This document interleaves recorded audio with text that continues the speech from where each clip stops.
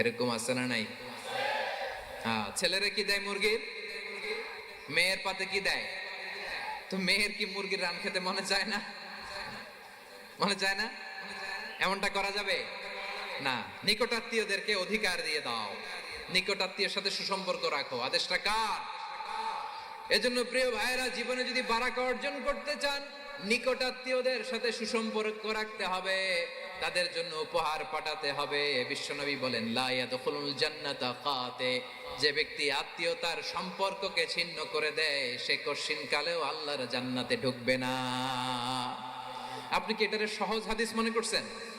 এটা সহজ কথা? আপনি ভাবছেন আপনার নামাজ আপনার বাঁচাতে পারবে, আপনার রোজা বাঁচাতে পারবে, আপনার তাহাজ্জুদ আপনারে বাঁচাতে পারবে? অধিকার নষ্ট করলে কিছুই আপনারে বাঁচাতে পারবে না। এজন্য নিকট আত্মীয়দেরকে দিতে হবে বেশি বেশি। বিশ্বনবী বলেন, ইন্নাস সাদাকাতা আলাল মিসকিনি সাদাকা ওয়া আলা যির রাহিমি ইসনাতান সাদাকাতুন ওয়া সিলা।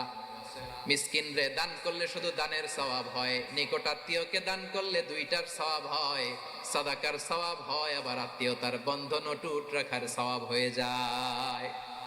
আবার বিশ্বনবী বললেন, মান সাররাহু আইয়ুবসাতা লাহু ফি রিজকিহি ওয়া ইউনসা লাহু ফি আসারিহি ফালইয়াসিল রাহিমা। যে ব্যক্তি তার রিজিকের প্রশস্ততা চায় আর হায়াতে বরকত চায়, সে যেন তার আত্মীয়ের সাথে সুসম্পর্ক রাখে। আমার প্রিয় চট্টলার ভাইয়েরা, আমাদের রিজিক বাড়ুক, এটা আমরা চাই কি চাই না? সবাই চান? হ্যাঁ, আমাদের রিজিকে প্রশস্ততা আসুক, চাই কি চাই না? আমাদের হায়াতে বরকত আসুক, আমরা চাই কি চাই না? এই দুইটা যদি চান, তাহলে নিকট আত্মীয়দের সাথে সুসম্পর্ক রাখবেন। পারবেন? তাহলে সমাজটারে মানবিক সমাজ বানায় দিবে কে? তিনটা আদেশ চলে।